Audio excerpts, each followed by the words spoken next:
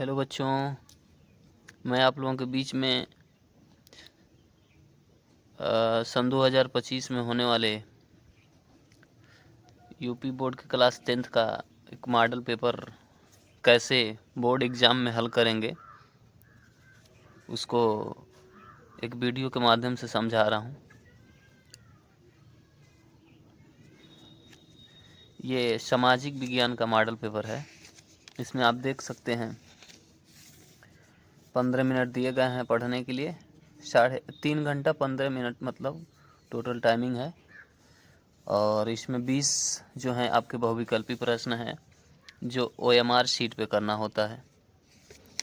तो मैं OMR वाला नहीं समझा रहा हूँ आपको, मैं आपको समझा रहा हूँ कि कैसे वर्णात्मक प्रश्न एक जो 80 शब्दों में लिखने होते हैं उसको लिखना है अपनी कॉपी में। आप देख सकते हैं जैसे एक प्रश्न पूछा है यहाँ पे, गांधी जी ने प्रस्तावित रॉलेट एक्ट के विरुद्ध एक राष्ट्रव्यापी सत्याग्रह आंदोलन क्यों आरंभ किया। तो इसी का आंसर लिखवाया है हमने, जो पिछले वर्ष यूपी बोर्ड में बच्चे बैठे थे उनसे कैसे लिखना है, ताकि जो अभी नए बच्चे हैं जो पहली बार बोर्ड के एग्ज़ाम देंगे वह कैसे लिखें उनको कुछ आइडिया मिल जाए। यहाँ पर आप देख सकते हैं जैसे ये प्रश्न खंड ब का है, इसमें वर्णात्मक प्रश्न है। प्रश्नोत्तर नंबर 1 इसमें लिखना है। तो उसका जो प्रश्न था मैंने आपको पहले दिखाया, उसका आंसर है कि कैसे लिखना है। जैसे क्वेश्चन था, गांधी जी ने प्रस्तावित रॉलेट एक्ट के विरुद्ध एक राष्ट्रव्यापी सत्याग्रह आंदोलन क्यों आरंभ किया। तो प्रश्नोत्तर नंबर 1, गांधी जी ने प्रस्तावित रॉलेट एक्ट 1919 के खिलाफत एक राष्ट्रव्यापी सत्याग्रह शुरू करने का फैसला किया क्योंकि पहला पॉइंट, रॉयल एक्ट को इंपीरियल लेजिस्लेटिव काउंसिल ने बहुत जल्दबाजी में पारित किया। दूसरा, इस कानून ने सरकार को राजनीतिक गतिविधियों को कुचलने के लिए भारी शक्ति प्रदान की। तीसरा, इसने सरकार को अत्यधिक शक्ति प्रदान की और नेताओं को कोई शक्ति नहीं दी। तो ये इसका आंसर है, आप देख सकते हैं उसमें कुछ था। और फिर यहाँ पे जो है उसका कुछ और पॉइंट है।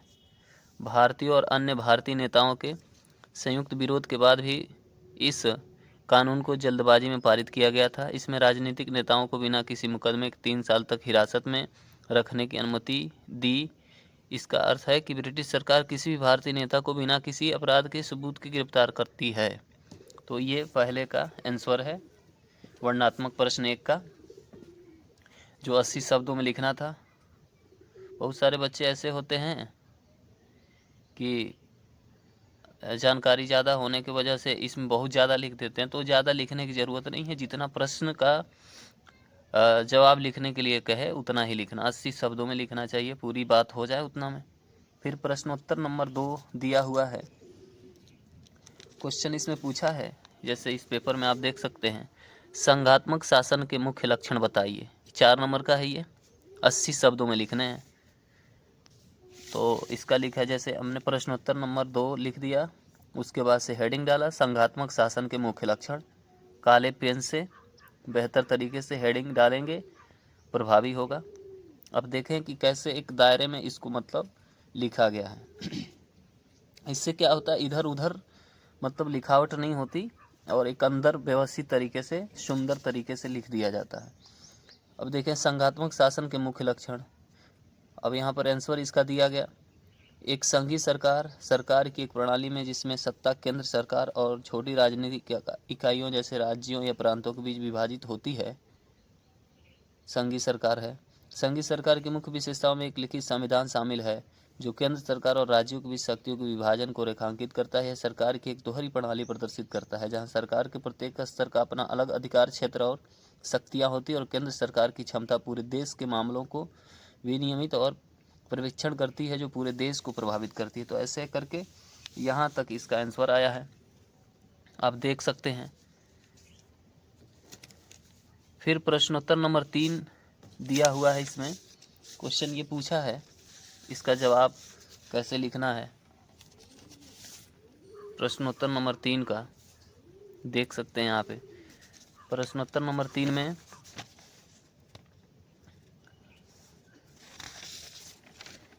आपको मैं दिखाता हूँ। क्वेश्चन पूछा है, भारत में 1991 के आर्थिक सुधारों से आप क्या समझते हैं? ये क्वेश्चन है और उसका ये आंसर लिखा है। प्रश्नोत्तर नंबर 3, भारत में सन 1991 में कुछ नई नीतियों को अपनाया जिसे नई आर्थिक नीति कहा जाता है।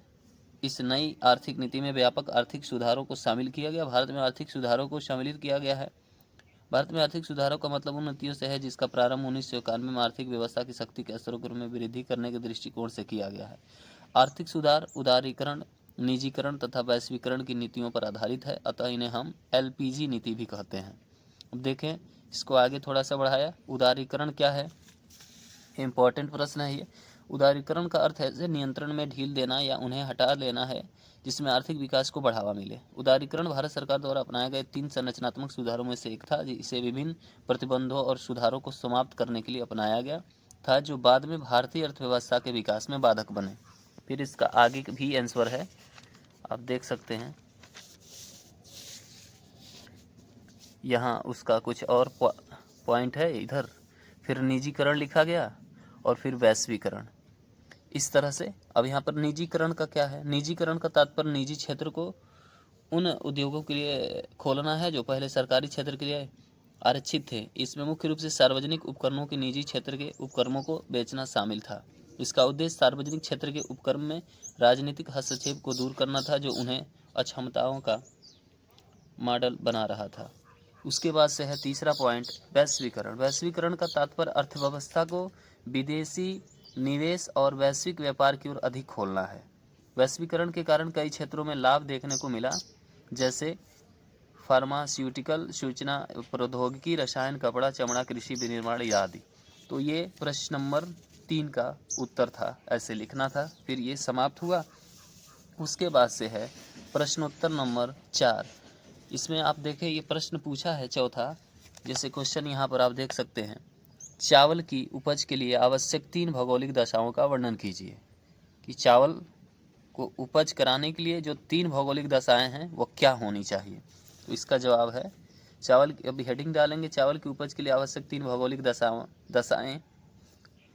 चावल भारत के लगभग सभी भागों का मुख्य भोजन है। भारत चीन के बाद दुनिया में चावल का दूसरा सबसे बड़ा उत्पादक है। चावल या धान की फसल एक खरीफ फसल है और चावल की खेती जलवायु, मैदानी क्षेत्र और मिट्टी 3 प्रमुख भौगोलिक कारक हैं। मतलब चावल की खेती के लिए जलवायु, मैदानी क्षेत्र और मिट्टी, ये 3 भौगोलिक कारक है जो धान की फसलों के विकास को प्रभावित करते हैं। भारत में चावल का उत्पादन दक्षिण एवं पूर्वी राज्यों में अधिक पाया जाता है। आंध्र प्रदेश, पश्चिम बंगाल, उत्तर प्रदेश, बिहार, उड़ीसा, मध्य प्रदेश, पंजाब, तमिलनाडु, महाराष्ट्र, असम, कर्नाटक आदि राज्य चावल उत्पादक हैं, जो मिलकर देश का 97% चावल उत्पन्न करते हैं। अब देखिए, यहाँ पर जो राज्यों के नाम हैं, इसको हम काले पेन से अगर इसको हाईलाइट कर दें तो और बेहतर हो जाएगा। इससे एग्जामिनर का दिमाग जो है इसकी तरफ पहले जाएगा। तो इसलिए जो मेन पॉइंट होते हैं उसको हम काले कलम से उसको लिख देते हैं, ताकि बीच में वह ज़्यादा स्पेशल दिखाई दे। तो ये लिखने का तरीका है। उसके बाद से अब देखें, इसका 3 भौगोलिक दशाओं का वर्णन करने के लिए भी पूछा गया है। तो पहला है जलवायु। देखें आप कैसे काले पेन से इसको हेडिंग डाला गया। फिर इस चावल की फसल के लिए नम और उष्णकटिबंधीय उपोष्णकटिबंधीय जलवायु की आवश्यकता होती है। चावल की फसल के लिए औसत तापमान 25 डिग्री सेंटीग्रेड से अधिक होना चाहिए, यानी 25 सेंटीग्रेड इसका टेम्परेचर होना चाहिए। ऐसे करके आप देख सकते हैं आगे। चावल की फसल की वार्षिक वर्षा 100 सेंटीमीटर से अधिक होनी चाहिए। इसे उष्णकटिबंधीय और उपोष्णकटिबंधीय जलवायु में सिंचित भूमि पर उगाया जा सकता है। फिर इसका दूसरा कारक है वर्षा। तो चावल की कृषि के लिए 150 सेंटीमीटर वर्षा आवश्यक होती, परंतु 60 से 75 सेंटीमीटर वर्षा वाले भागों में सिंचाई के सहारे चावल का उत्पादन किया जाता है। जैसे पश्चिमी उत्तर प्रदेश एवं पंजाब राज्यों में चावल की खेती के लिए आवश्यक है। खेतों में 75 दिनों तक जल भरा रहना चाहिए। भारत के चावल उत्पादन का 39.5% भाग सिंचाई के सहारे पैदा किया जाता है। तो दूसरा पॉइंट जो था वर्षा था। तीसरा है तापमान, तापमान कितना चाहिए, तो पहले ही हमने पढ़ा कि 27 सेंटीग्रेड चाहिए। अब देखिए इसको कैसे लिखेंगे। चावल उष्णकटिबंधीय मानसूनी जलवायु का पौधा है, अतः इसे ऊंचे तापमान की आवश्यकता होती है। बोते समय 20 सेंटीग्रेड तथा पकते समय 27 सेंटीग्रेड तापमान उपयुक्त रहता है। इसकी कृषि के लिए पर्याप्त प्रकाश आवश्यक होता है, परंतु अधिक मेघाच्छादित मौसम एवं तेज वायु हानिकारक होती है। तो ये था चावल के बारे में। तो ये जो भी प्रश्न आपने देखा ये सब थे वर्णनात्मक प्रश्न, जिसको हम लघुत्तरीय प्रश्न कह सकते हैं। 80 शब्दों में इसके जवाब देने थे। वर्णनात्मक प्रश्न 1 का 4 नंबर मतलब प्रत्येक प्रश्न के लिए निर्धारित है। तो उसके बाद से अब हम देखेंगे यहाँ पे वर्णनात्मक प्रश्न 2। अब वर्णनात्मक प्रश्न 2 में क्या प्रश्न पूछे गए, अब ये ऐसे हेडिंग डाला जाएगा और फिर उसके बाद से अब इसका जवाब आप देख सकते हैं। मैं पेपर दिखा रहा हूँ आपको, इसमें आप देख सकते हैं कि वर्णनात्मक प्रश्न 2 उत्तर लगभग 150 शब्दों में दीजिए। जैसे इसमें मैंने टिक लगवाया, महामंदी का क्या असर है। ये अच्छा प्रश्न है, तो इसको लिखवाया है। महामंदी का क्या असर है, इसके मुख्य 2 कारण बताइए, इसके 2 प्रभाव भी लिखिए। वैसे तो दूसरा भी प्रश्न दिया गया है, तो अगर आप इसका जवाब नहीं लिखते हैं तो तब क्या लिखेंगे, प्रश्न नंबर 5 का अथवा का उत्तर लिखा जाएगा। फिर जो होगा, चूंकि महामंदी महत्वपूर्ण प्रश्न है इसलिए इसी को लिखा गया है। तो आप देखेंगे यहाँ पर वर्णनात्मक प्रश्न 2 रहेगा यहाँ पे, और प्रश्नोत्तर नंबर 5 यानी प्रश्न 5 का उत्तर हो गया। यहाँ पर देखिए हेडिंग डाला महामंदी। क्वेश्चन पूछा कि महामंदी का क्या असर है, तो उसका पहला हेडिंग रहेगा महामंदी। तो ये इसका मतलब महामंदी है क्या। तो महामंदी एक गंभीर आर्थिक मंदी थी जो 1929 से 1939 तक चली और दुनिया भर के देशों को प्रभावित किया। इसे 20वीं शताब्दी का सबसे महत्वपूर्ण आर्थिक संकट माना जाता है। अब उसके बाद से क्वेश्चन फिर इसमें इसके दो मुख्य कारण बताइए। तो महामंदी के मुख्य कारण थे क्या, पहला 1929 के स्टॉक मार्केट क्रैश, जिसमें न्यूयॉर्क स्टॉक एक्सचेंज में स्टॉक की कीमतों में तेजी से गिरावट देखी गई, जिसमें निवेशकों के बीच विश्वास का नुकसान हुआ और उपभोक्ता खर्च में काफ़ी कमी आई। ये पहला कारण है। दूसरा, वैश्विक आर्थिक प्रणाली में मूलभूत और सरकारी कमजोरियाँ थी, जैसे अति उत्पादन, धन का असमान वितरण और सरकारी विनियमन की कमी, जिसने संकट को और भी बदतर बना दिया। तो ये 2 महामंदी के कारण हैं। ये जैसे प्रश्न पूछा गया वैसे जवाब दिया गया है। इसके बाद से एक और हम लिख सकते हैं, ग्रेट डिप्रेशन के प्रभाव। ग्रेट डिप्रेशन के प्रभाव व्यापक और लंबे समय तक चलने वाले थे। तो ये था, इसके 2 प्रभाव भी लिखना है। तो यही 2 प्रभाव हम लिख रहे हैं कि इसके 2 प्रभाव क्या थे। तो यहाँ पर देख रहे हैं, नकारात्मक पक्ष पर इसने बेरोजगारी, गरीबी और बेघर होने की उच्च दर का नेतृत्व किया, जिसमें लाखों लोगों को अपनी नौकरी, घर खोना पड़ा। इसने महत्वपूर्ण राजनीतिक और सामाजिक अशांति भी पैदा की, जिसमें कई लोग अपनी हताशा के परिणाम स्वरूप चरमपंथी विचारधाराओं की ओर मुड़ गए। दूसरा प्रभाव क्या पड़ा, सकारात्मक पक्ष पर ग्रेट डिप्रेशन ने सरकारी नीति और आर्थिक प्रणालियों में सुधारों का नेतृत्व किया, जैसे कि संयुक्त राज्य में न्यू डील के कार्यान्वयन और ग्रेट ब्रिटेन वुड्स प्रणाली की स्थापना, जिसने भविष्य में आर्थिक संकटों को रोकने में मदद किया। तो ये वर्णनात्मक प्रश्न 5 का आंसर था। अब उसके बाद से मैं आपको दिखा रहा हूँ, ये देखिए आप। अब इसके बाद से वर्णनात्मक प्रश्न का ही 6वां जो प्रश्न है, जिसका जवाब हमको 150 शब्दों में लिखना है। जब इसमें क्वेश्चन है दूसरा, वैसे तो बहुत सारे अच्छे प्रश्न हैं, लेकिन इसमें से मैंने उठाया राजनीतिक दल का क्या तात्पर्य। जैसे आप यहाँ देख सकते हैं, क्वेश्चन पूछा है राजनैतिक दल का क्या तात्पर्य है, लोकतंत्र में राजनैतिक दलों की विभिन्न भूमिकाओं की विवेचना कीजिए। वैसे दूसरा भी प्रश्न दिया गया है, श्रीलंकाई तमिलों अपने अधिकारों के लिए किस तरह संघर्ष किया, लेकिन हम इसको हल करेंगे, राजनैतिक दल का क्या तात्पर्य है, लोकतंत्र में राजनैतिक दलों की विभिन्न भूमिकाओं की विवेचना कीजिए। अब देखिए इसका आंसर कैसे लिखेंगे, ये देखिए 6 अंक का ये प्रश्न है। तो उसको 6 अंक प्राप्त करने के लिए बेहतर तरीके से लिखना होना मतलब चाहिए, लिखा होना चाहिए पेपर में, कॉपी में पेपर को व्यवस्थित तरीके से हल होना चाहिए। देखते हैं। अब यहाँ पर देख लीजिए प्रश्नोत्तर नंबर 6। क्वेश्चन क्या है था, राजनीतिक दल का क्या तात्पर्य है। तो पहले हेडिंग ही डालेंगे राजनीतिक दल, इससे मतलब इसके बारे में हम लिख रहे हैं। तो राजनीतिक दल लोगों का ऐसा संगठित समूह के रूप में समझा जाता है जो चुनाव लड़ने और सरकार में राजनीतिक सत्ता प्राप्त करने के उद्देश्य से काम करता है। राजनीतिक दल समाज के सामूहिक हित को ध्यान में रखकर यह समूह कुछ नीतियाँ और कार्यक्रम तय करता है। तो ये राजनीतिक दल का डिफिनेशन हो गया। अब इसमें थोड़ा सा हम क्या करेंगे, एक विद्वान के अनुसार भी अगर उनकी मतलब राजनीतिक दल का परिभाषा बता दें तो और बेहतर हो जाए।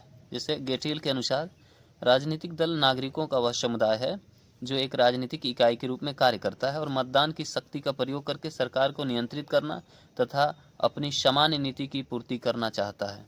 तो इस तरह से आप देख सकते हैं राजनीतिक दल, और इसका आंसर कैसे लिखा गया है। अब क्वेश्चन इसमें और था, लोकतंत्र में राजनीतिक दलों की विभिन्न भूमिकाओं की विवेचना कीजिए। तो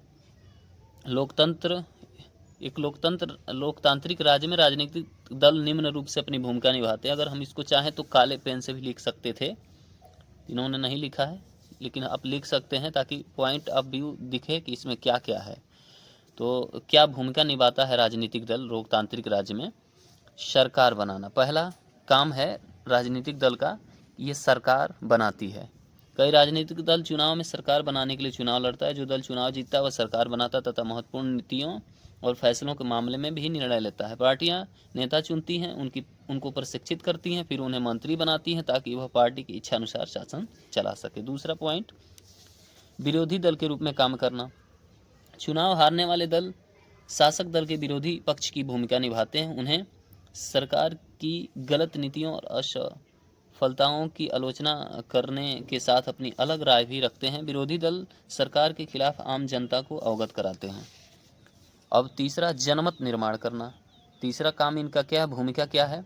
तो राजनीतिक दल जनमत निर्माण का कार्य भी करते हैं। चुनावों के समय, चुनाव प्रचार के दौरान तथा बाद में सरकार बनाने के बाद भी राजनीतिक दल विभिन्न मुद्दों को उठाकर जनता को राजनीतिक शिक्षण देने का काम करते हैं, जिससे एक स्वस्थ समाज का निर्माण होता है। तो ये राजनीतिक दल की भूमिका है।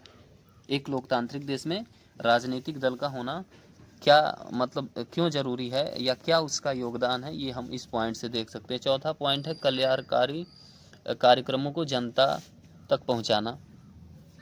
राजनीतिक दल ही सरकारी मशीनरी और सरकार द्वारा चलाए गए कल्याण कार्यक्रमों तक लोगों की पहुंच बनाते हैं। एक साधारण नागरिक के लिए किसी सरकारी अधिकारी की तुलना में किसी राजनीतिक कार्यकर्ता से जान पहचान बनाना, उसे संपर्क साधना आसान होता है। इसी कारण लोग दलों को अपने करीब मानते हैं और दलों को भी लोगों की मांगों को ध्यान में रखना होता है, वरना जनता अगले चुनाव में उन्हें हरा सकती है।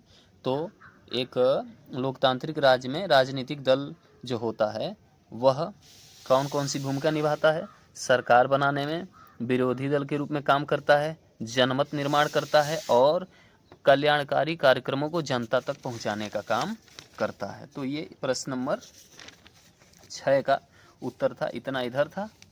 और आप देख सकते हैं ये लगभग जो लॉन्ग इसको हम बोल सकते हैं दीर्घ उत्तरी प्रश्न, लगभग 1.5 पन्ने में जो है ये काम कंप्लीट हो जाएगा। 150 शब्दों में आंसर देने हैं। फिर आगे देख सकते हैं प्रश्नोत्तर नंबर 7 दिया है। प्रश्नोत्तर नंबर 7 में ये पूछा गया है कि राष्ट्रीय आय के मापन में आने वाली विभिन्न कठिनाइयों का वर्णन करें। तो यहाँ हम देख सकते हैं कि राष्ट्रीय आय के मापन में निम्नलिखित कठिनाइयाँ उत्पन्न होती हैं और कौन कौन सी होती है तो उसको लिखा गया है। पर्याप्त एवं विश्वस्त आंकड़ों की कमी, ये पहला पॉइंट हेडिंग डाल दिया हमने और उसके बाद इसका आंसर नीले पेन से लिख दिया।